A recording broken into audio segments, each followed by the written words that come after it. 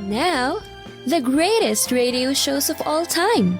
Suspense. The Shadow Node. Washington calling David Harding, counter-spy. Classic radio theater. The Great Gildersleeve. Fibber McGee and Molly. Dragnet. Gunsmoke. The Lone Ranger. Now, step back into a time machine with your host, Wyatt Cox. Good evening, friends of the Inner Sanctum.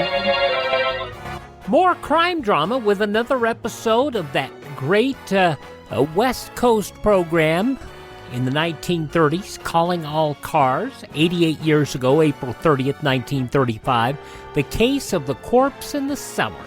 And we thank you for joining us on this Sunday. This is the last day of April, April 30th.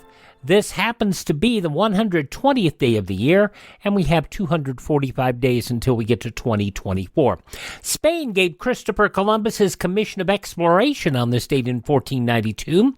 On the balcony of Federal Hall on Wall Street in New York City, George Washington took the oath of office, to become the first elected president of the United States. In 1803, the U.S. purchased the Louisiana Territory from France for $15 million, more than doubling overnight the size of the young nation. The territory of Orleans became the 18th U.S. state in 1812 under the name Louisiana. In 1900, Hawaii became a territory of the U.S. with Sanford B. Dole, the lawyer son of American missionaries, as governor. 1900, Casey Jones died in a train wreck in Vaughan, Mississippi, while trying to make up time on the Cannonball Express. The Louisiana Purchase Exposition World's Fair opened on this date in 1904 in St. Louis. Automaker Dodge Brothers sold to Dillon Reed and Company in 1925 for $146 million plus another $50 million for charity. The animated cartoon short Porky's Hare Hunt debuted in movie theaters in 1938, introducing Happy Rabbit. Yes, the predecessor. The 1939 New York World's Fair opened on this date. RCA-owned NBC began regular scheduled television service from its New York station in 1939 with the opening ceremonies of the New York World's Fair. Franklin D. Roosevelt also on that same date became the first president to appear on television during those opening ceremonies.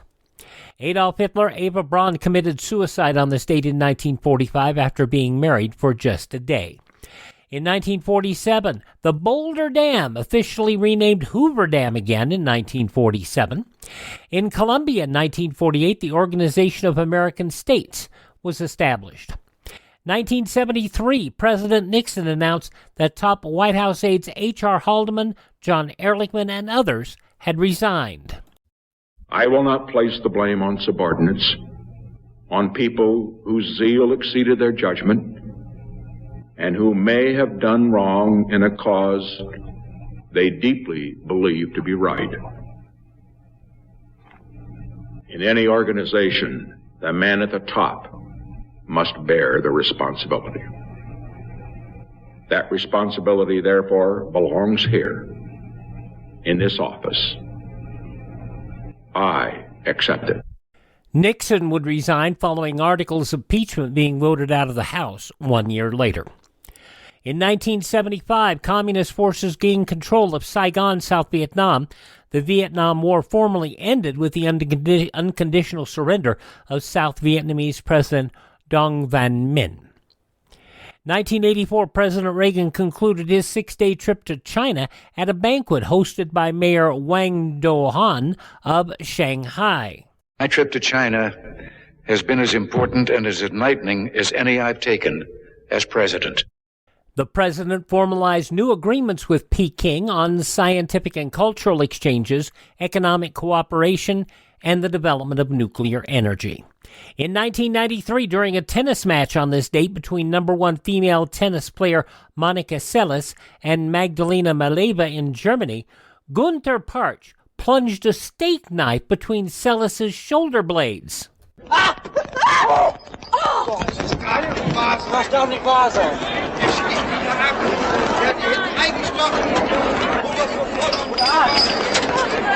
Bitte sofort einen Arzt auf den Platz. Parsh, an obsessed fan of Steffi Graf, wanted to take Cellar out of action. She didn't return to competitive tennis for over 2 years. She never competed at the same level again.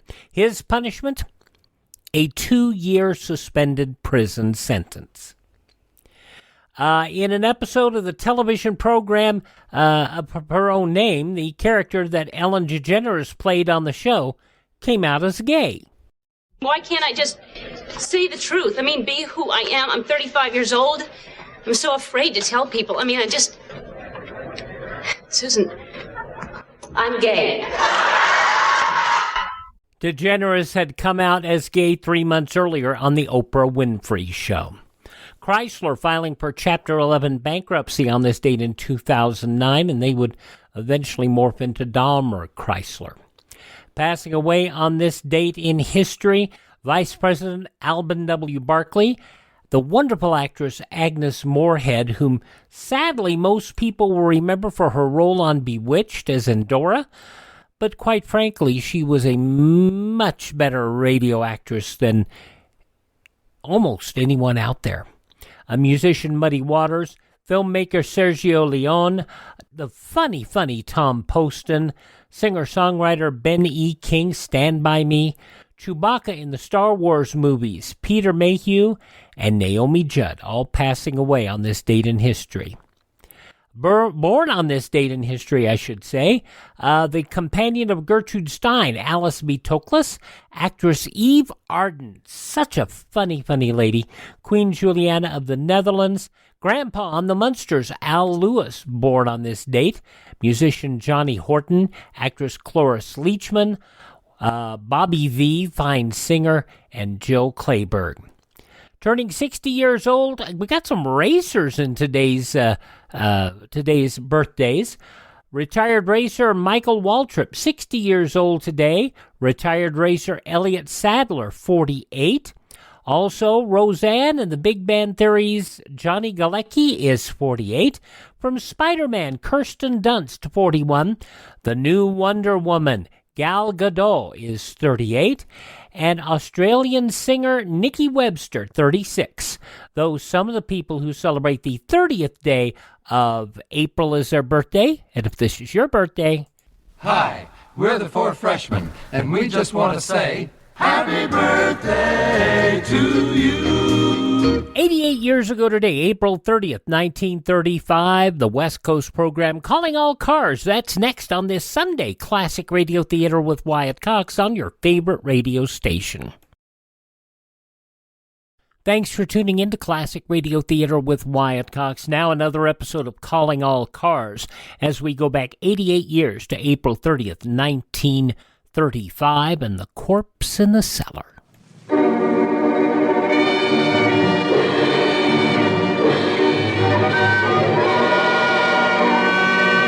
Calling All Cars, a copyrighted program created by the Rio Grande Oil Company. Los Angeles Police calling all cars, attention all cars, broadcast 75, regarding a body found buried in the cellar of a house on South Catalina Street.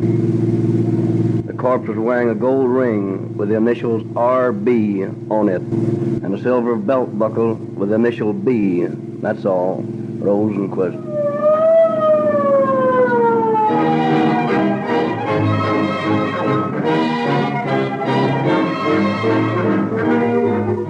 Now it is our pleasure to present Chief James E. Davis of the Los Angeles Police Department. Chief Davis. Good evening, friends. There is an old saying, murder will out, and like most time-worn adages, has more than a grain of truth to it. No matter how carefully a criminal plans his crime, our experience is that he never thinks of everything. Always he leaves a loose end. It may take months or even years before his mistake is discovered. But when it is, inevitably the criminal is called to answer for his act. The murder we are dramatizing for you tonight was a cold-blooded, premeditated crime committed for material gain. Although it was never proved in court, the murderess must have been slightly insane, for she made little effort to cover up her tracks permanently. When we found her and brought her back to Los Angeles for questioning, her cold refusal to talk earned her the title of Enigma Woman, and forced us to go to court with a circumstantial evidence case, which was so well constructed by our investigation officers that the jury was never in doubt as to its opinion. But that's getting ahead of the story.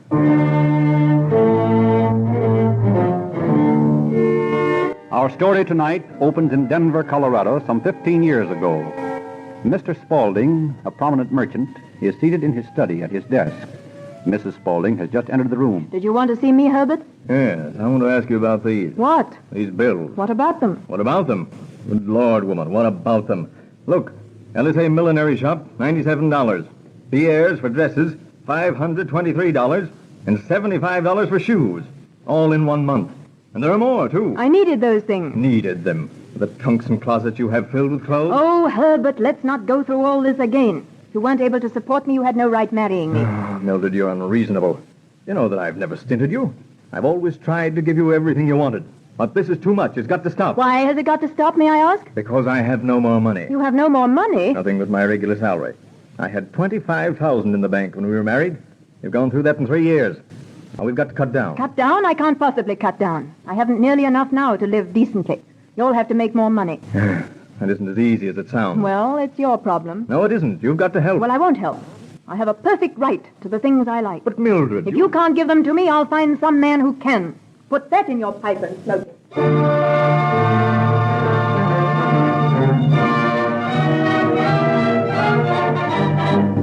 So it is that shortly afterwards, Mrs. Spaulding travels to Los Angeles. Calculatingly, she looks the territory over for a source of finances which will meet the expenses of her standard of living. One morning, an advertisement in the newspaper catches her eye. A widower, breaking up housekeeping, wishes to lease his lovely home on South Catalina Street to responsible party for indefinite period.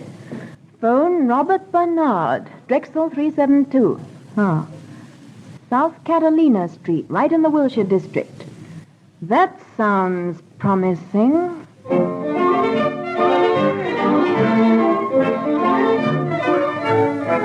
It's a charming place, Mr. Bernard. I'm simply in love with it. Oh, I know I shall be happy here. I hope you will, Mrs. Spaulding. It isn't just like any house you might find for rent. Of course it isn't. There's something intimate and lovely about it. There should be. I built it as a wedding present for my second wife. I thought you were a widower. I am. She died a month after we were married. Oh, I'm so sorry. So you see, the place has too many uncomfortable memories for me. I go crazy living here by myself. I understand exactly. However, there is one stipulation I want to place in the lease. What is that? I want the right to reserve one room here as my own, to leave my things there and to return to it if I feel I want to be close for a while to my wife's spirit. Well, I can't see any objection to that. It's a silly thing, I suppose, and I probably never will come back to the room. But I want to feel that it's here for me. Of course you do. When do you think you'll want to take possession? Well, as soon as convenient to you. Well, I'm planning to go east on the 1st of June. I'm going to buy a car in Detroit and drive back through Texas and Arizona to inspect some of my oil leases and mining properties. Suppose you come in on June 1st. That'll be fine. I'll draw up the lease on those conditions and have the place ready for you on the 1st. That'll be next Tuesday. Very well. I'll be here Tuesday afternoon. It's been very nice to have met you, Mr. Bernard. And you can be sure I'll take the best of care of your dream house. I know you will, Mrs. Spaulding. Good day. Good day, Mr. Bernard. Oil wells in Texas, mines in Arizona, and a $20,000 house in Los Angeles. I wonder if Mr. Bernard will catch his train Tuesday. I wonder.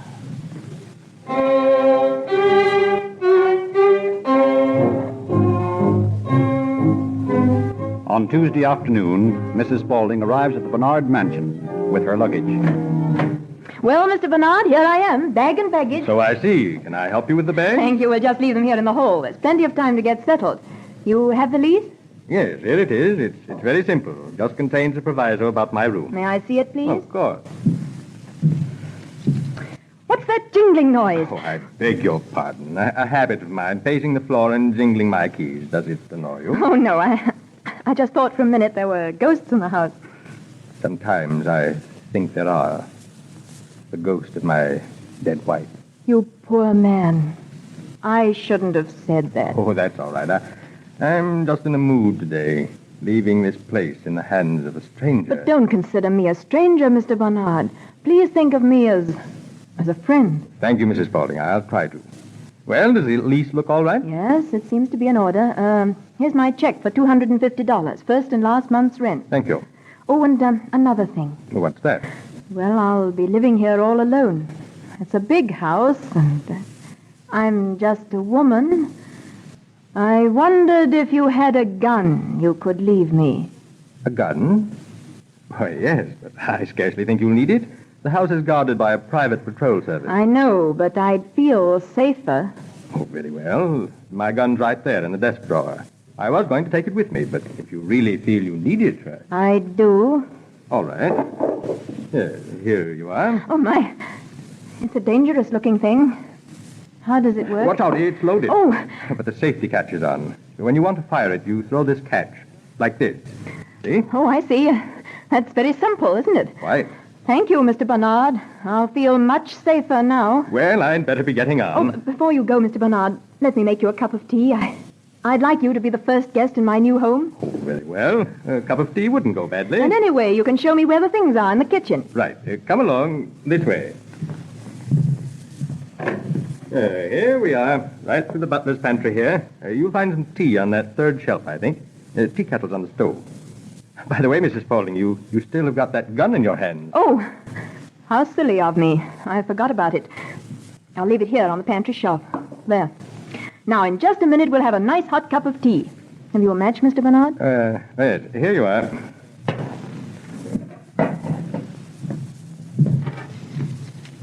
Always pacing and jingling those keys. Are you that nervous? I am sorry. Well, you act like a man whose hours are numbered. Oh, no, not that bad, I hope. I'm good for a pretty long time yet. Here, I'll give you the keys, and I won't be tempted to jingle them. This one's for the house. This one opens the garage. And this Yale lock key fits the liquor closet in the cellar. Is there any liquor in it? Unfortunately, it's quite empty. Oh, and this one is for the kitchen door here. Well, I think that's about all I need to know, isn't it? Well, yes, I think so. The water's boiling. Tea is about to be served. The cups are in the pantry, I presume. That's right. You're not jingling keys, you're drumming your fingers. You're nervous? Yes, I am. I don't know why it is, but I feel as though something were about to happen. Maybe you're right, Mr. Barnard. Maybe you're right. I'm afraid, Mr. Barnard, you're quite dead.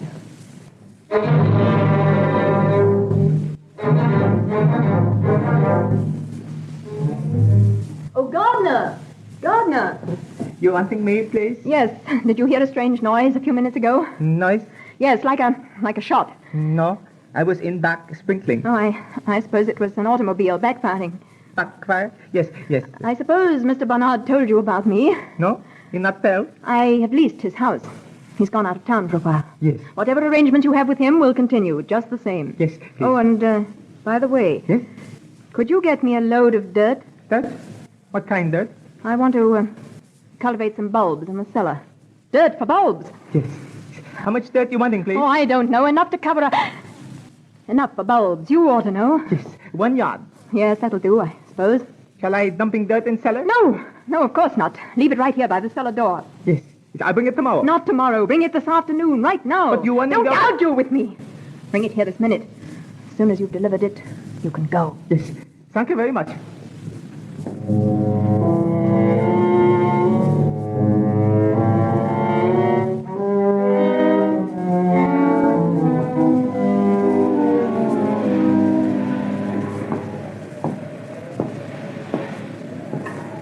Funny, I can't sleep.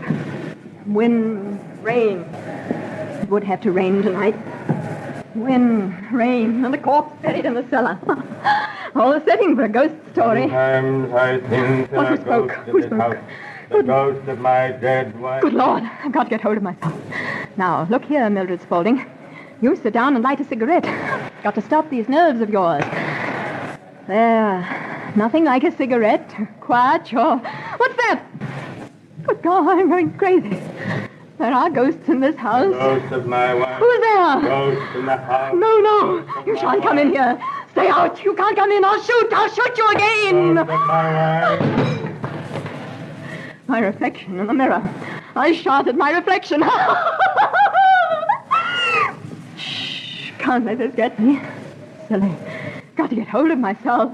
April 30th, 1935, Calling All Cars on Classic Radio Theater with Wyatt Cox. This is Dame's Loopy. The news from 88 years ago today follows these important messages from your favorite radio station.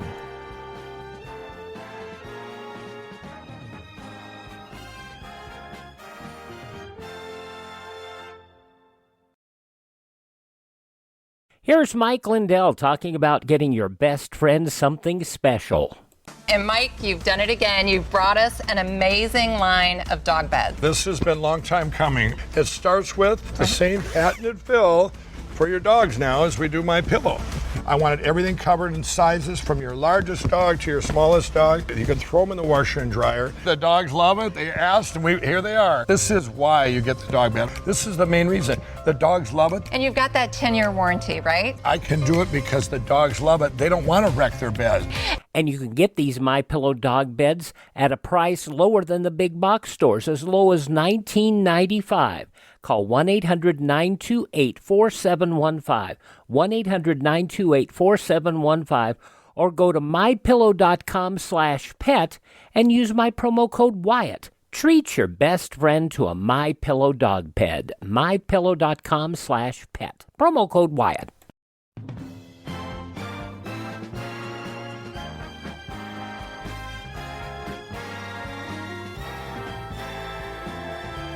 Thanks for spending part of your Sunday with us here on Classic Radio Theater with Wyatt Cox. We're listening to an episode of Calling All Cars as it was originally broadcast Tuesday, April 30th, 1935, 7:30 in the evening Pacific time. In the newspapers of that Tuesday 88 years ago, these were some of the headlines.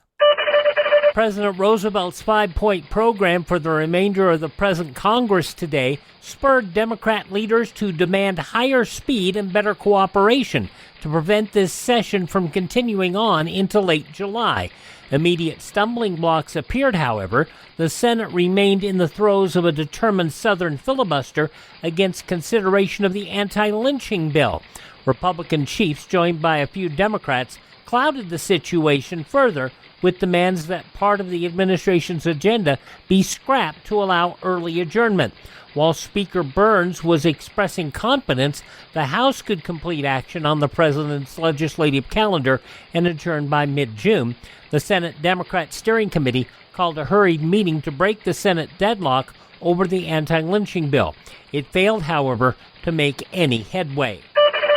In a little metal box buried under the lawn of a gangster's fortress disguised as a country estate, detectives and federal agents tonight recovered over $10,000 in loot obtained in a bold mail robbery and then moved swiftly to arrest two men in New York on charges of participation in the crime.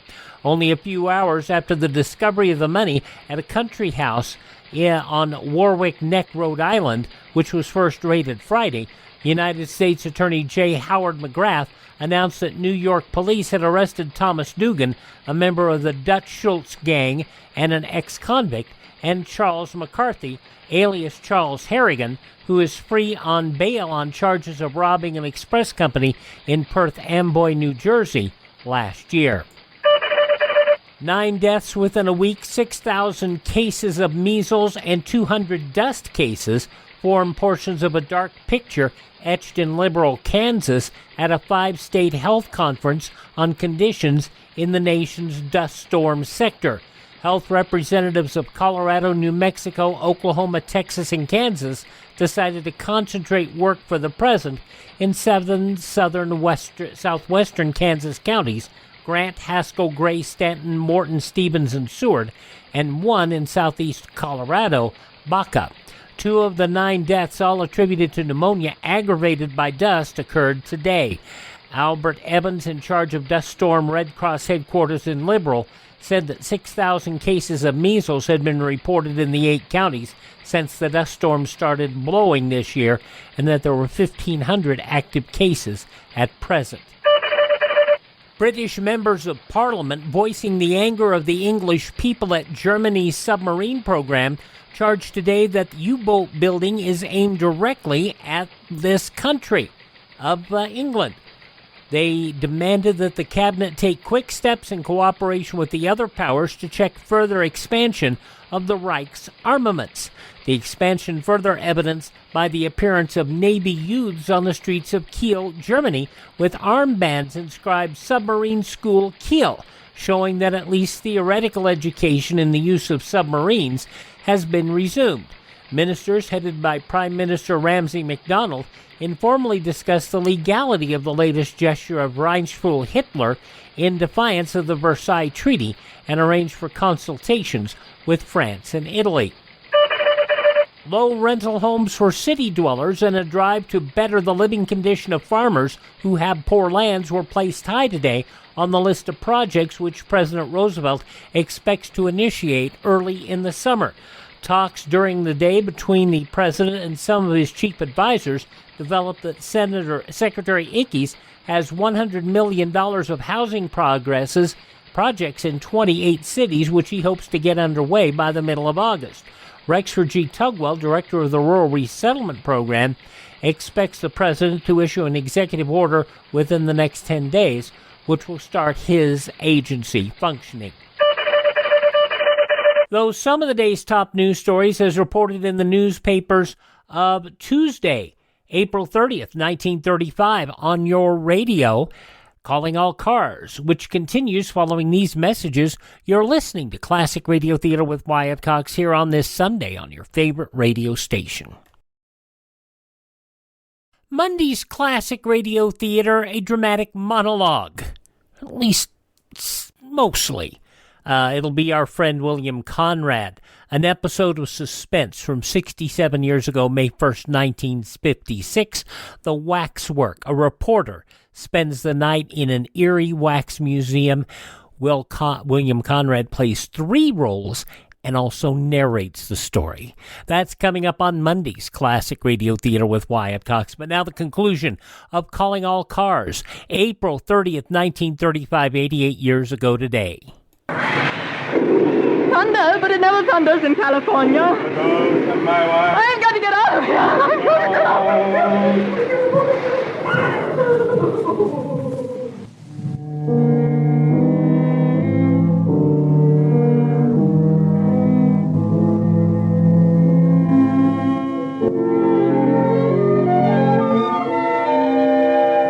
I'm sure you'll like it here, Mrs. Sterner. It's a lovely place. Yes, it's just what I'm looking for. Now, as I explained, the house is completely yours with the exception of the room at the head of the stairs. It has some of my husband's personal effects in it. I'll just leave it locked. That's quite all right. My husband's out of town. Probably won't return for some time, and I may be east indefinitely. But you can pay your rent regularly to my agent. Very well. And I'll take care of your house as though it were my very own. I'm sure you will. Goodbye. Goodbye.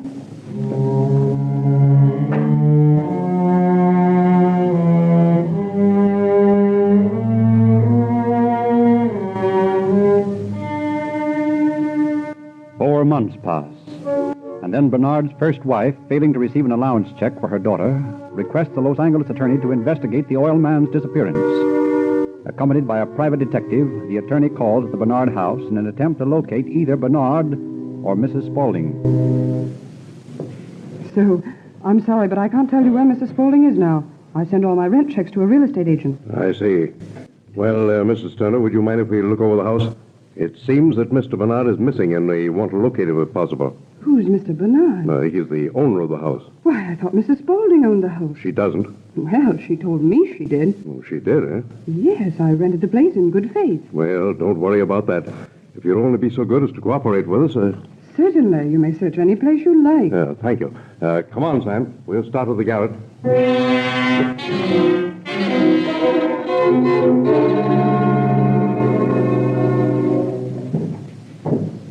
Well, looks like a wild goose chase. Nothing on the garret, second or first floors. Maybe we'll find something down here in the cellar. That's where they bury bodies, you know. You're going melodramatic on me, eh? No, I don't think we'll find him here. He probably got in an accident someplace in the east and is lying on a slab in some morgue, unidentified all this time. Nothing suspicious around here. No. Laundry tubs, furnace, packing boxes. Yeah, well, here, let's take a look at this cupboard. It's locked. Now, let me have those keys Mrs. Turner gave us. Here you are. Yeah.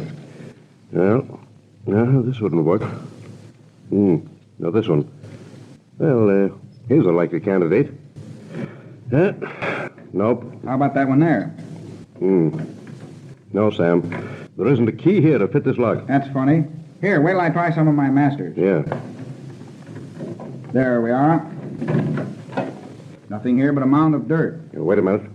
Look at the shape of that mound. What do you mean? Well, if it's what I think it is, I want the police here when we move it.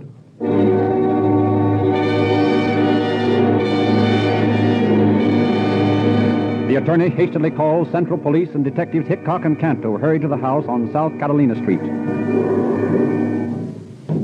Well, it's right here in this closet, Canto. I see. I thought you'd better be here before we went ahead. Looks suspicious to me. Right. Got a shovel? Here you are. Well, we'll find out quick enough.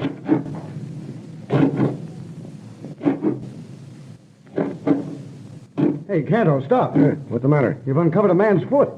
Well, There's the end of your mystery and the beginning of ours. Yeah.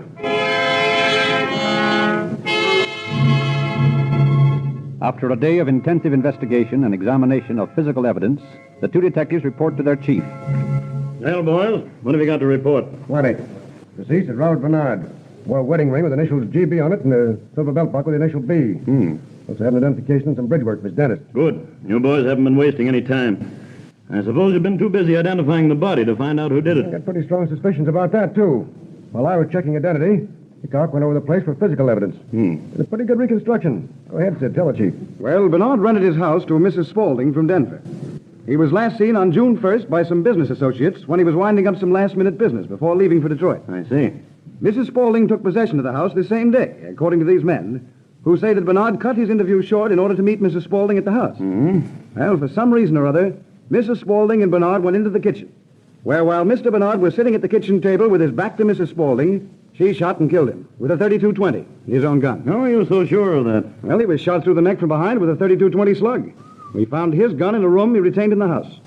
The fatal bullet was fired from that gun, according to our ballistics man. Well, the crime occurred in the kitchen, and after she disposed of the body, Mrs. Spaulding washed up the blood. But she didn't do a completely thorough job because we found watered blood stains under the linoleum by the kitchen table. These stains tally and count with Bernard's blood. Go ahead.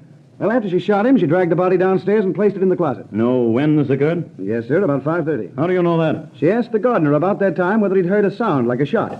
And then she told him to bring her some dirt because she wanted to plant bulbs in the cellar. Well, the gardener brought the dirt, which I'm convinced is the same dirt she covered the body with. Apparently her nerves went back on her, for on June 5th, she rented the house to Mrs. Sterner, the present occupant, and left for the east, so she said. I'd suggest that you have Denver police look her up and arrest her on a murder charge. Wait a minute. Not so fast. You've got a pretty neat case here, but it's all circumstantial. Any fingerprints on the gun? No, it was wiped off. But there's not even a reasonable doubt that she's innocent. I'm convinced of her guilt. Yes, but you wouldn't convince a jury on that evidence. Why, she gave Mrs. Sterner to understand that the house on Catalina Street was her own. She never even mentioned Bernard when she rented it. Still, she might have a convincing answer for that. Well, what are you going to do? Let her get away? No, but I'm not going to arrest her until you boys have built up a stronger case. Go out and find out something about her. Trace her whereabouts before and after the crime. In the meantime, I'll bring her here from Denver. How can you bring her unless you arrest her? Ask her assistance. From what you say, she sounds like a cold, hard customer to me. She'll probably fall for the ruse because she's convinced that she can talk her way out of this. In the meantime, you boys find me a motive. Well, running the house in her own name was a motive. She wanted his house. Insufficient. She didn't try to sell it, did she? She merely sublet it on her lease. That's legal. Find something else. Okay, Chief, we will.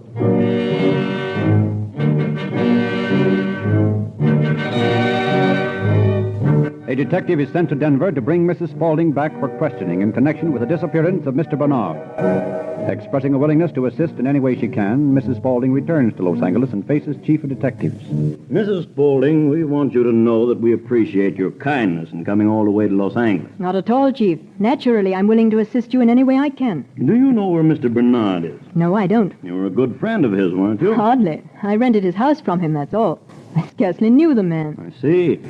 He left town shortly after you moved into his house, didn't he? Yes, he went to San Francisco the day I moved in. Did you see him after that? Yes, as a matter of fact, he had some trouble and came back to Los Angeles. Trouble? What kind of trouble? Well, he got into a fight with a Mexican woman. She shot him in the arm, and he had to have his arm amputated. I see. And then where did he go? Why, he left for the East, I believe. Of course, I didn't talk to him very much. Very interesting, Mrs. Spaulding. Very interesting. This has been a great help to us. Is that all you require of me? For the moment, yes. But I'd appreciate it if you'd remain in town for a few days.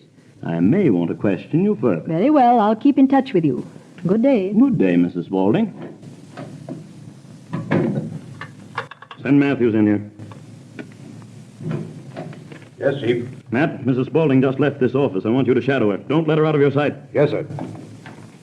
Of all the cock and bull stories I ever heard, shot in the arm by a Mexican woman, had his arm amputated. I don't understand what the devil she's driving at. Yes? Fine, send them right in. Oh, boys. And what have you got? Plenty. On June 2nd, the day after Bernard was murdered, Mrs. Spaulding bought $375 worth of clothes at Bullett's and charged into Bernard's account, explaining that she was his wife. Yes, and on the succeeding 3 days, she presented checks totaling $1,200 to Bernard's bank and had them honored. Who wrote them? And my hunch is that she did. When the bank teller questioned the signature, she explained that she was Mrs. Bernard, and that her husband had had an accident to his right arm, and that this was his signature, written with his left hand. So that accounts for the story about the amputation. What else? On June 6th, she cashed in Bernard's railroad ticket for Detroit and bought a ticket to Denver. When she lifted that ticket off his body, she presumably stole the $500, which are also in his wallet. What makes you think that? His business associates told us that he had $500 and ticket to Detroit in his wallet. They saw him last on June 1st. We found that wallet empty in his room in the house in Catalina Street. Well, she certainly was out to take him, wasn't she? I'll say. You going to arrest her now, Chief? Not yet. I'm having her shadowed, but I want a foolproof case from you boys first. She's a clever woman, and I don't want to give her a single loophole.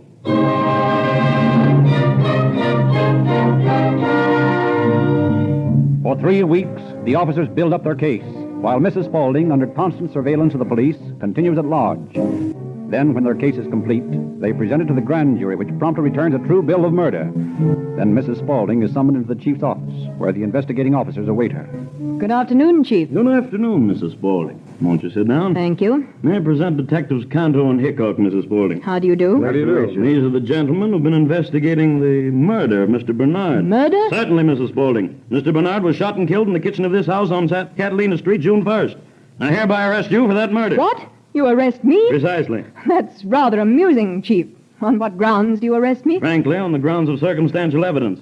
Our investigation shows that you're the only person who could have killed him. You'll have a nice time trying to prove that in court. That's precisely what we will do, this is however. preposterous. Accusing me of the murder of a man I only saw twice in my life. Let's save time for all of us, Mrs. Spaulding. It'll be easier on you and us than if you make a voluntary confession right now. A confession? A confession? Do you think I'm crazy? Look here, my good man. I'm as innocent as you are. Oh, come on, Mrs. Spaulding. When did you see Mr. Bernard last? When he left his house the day he went east after he came back from San Francisco. That was when he came back to have his arm amputated? Yes. Mr. Bernard's body had 2 arms firmly attached when it was found. Then it wasn't Mr. Bernard's body. The witnesses are positive it was. What did you do with that dirt you told the gardener to bring you? What dirt? The dirt you ordered from the gardener. I never ordered any dirt from the gardener. Yes, well, he says you did. Then he lies. Why did you tell the present occupant of the house on Catalina Street that you owned it? I never did. She said you did. Then she lies. Your picture has been identified as that of the woman who passes Mrs. Bernard at Bullock's and at a downtown bank. How do you explain that? It isn't so. Why, Mrs. Spaulding, failing to convict you for murder, we can send you up for grand larceny and forgery. That'll be some job. Why did you kill Robert Bernard? I didn't. Then who killed him? I don't know. You want to hang for this? I'll never hang. You killed Robert Bernard and you know you did. I'm sorry, you're mistaken. Now, look here, Mrs. You Spaulding. look here. I've had about enough of this browbeating. You can address any further questions to me through my attorneys, and until you permit me to have one, I'll not open my mouth. Only let me warn you. You men are doing the most dangerous thing you ever did in your life in making this false accusation. I'm going to break every one of you as though you were toothpicks between my fingers. Who killed Bernard? Why did you kill him? You are the murderers of Robert Bernard. Lock her up, Sergeant.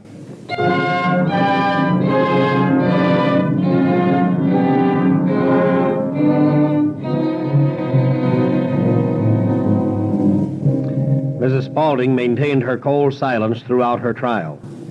Never would she make the slightest confession of her guilt. Always she believed her refusal to talk would save her. But the police had a foolproof case against her. A case of circumstantial evidence so complete that the jury on the first ballot found her guilty of first-degree murder. And nearly 15 years ago, one of the nation's most bizarre cases came to a close when Mrs. Spaulding entered the state penitentiary. to serve a term of life imprisonment, from which, by recommendation of judge and jury, she can never be paroled or pardoned. Thank you, Chief Davis. Ladies and gentlemen, the solution of this case is another tribute to the efficiency of the Los Angeles Police Department. When Los Angeles citizens call the police, a radio patrol car is on the scene within an average of 2.5 minutes. To make this possible, the department has tested every gasoline available, but they have used only Rio Grande cracked gasoline for the past several years. Other cities, Oakland, Berkeley, Merced, Fresno, also specify Rio Grande cracked gasoline exclusively for city emergency engines. And out in the wide-open spaces of Arizona, many sheriff's officers have proved that Rio Grande cracked gasoline is best for emergency use over large areas. These law enforcement agencies use the same Rio Grande cracked gasoline that your neighborhood independent dealer sells, so that you, too, can enjoy police car performance in your own car.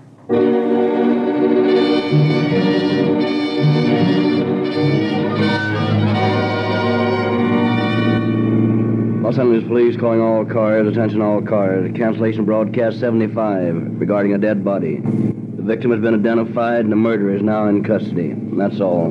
Rosenquist. Calling All Cars is written and directed by William N. Robeson. This is your narrator, Frederick Lindsley, bidding you good night for the Rio Grande Oil Company. April 30th, 1935, Calling All Cars on Classic Radio Theater with Wyatt Cox, heard on great radio stations like KFAR in Fairbanks, Alaska, WGMD, the Talk of Delmarva, up in a beautiful neck of the woods, appreciate y'all, and also down in the steep south, WDDQ, Valdosta, Adel, Georgia, Talk 92.1. Thanks for making us a part of your weekend. And visit our webpage if you have a sec, classicradio.stream. That's classicradio.stream. You can stream all 21 hours of Classic Radio Theater there each and every week. You can also find our social media links. You can find lists of places where our shows are available for download via podcast. And, of course, you can also buy us a coffee. That buy us a coffee money keeps our distribution channels up and running and helps us acquire additional Classic Radio collections. That's at classicradio.stream. Thank this station, support their advertisers, tell all your friends the greatest radio shows of all time are right here at this spot on the dial. Classic Radio Theater with Wyatt Cox on your favorite radio station.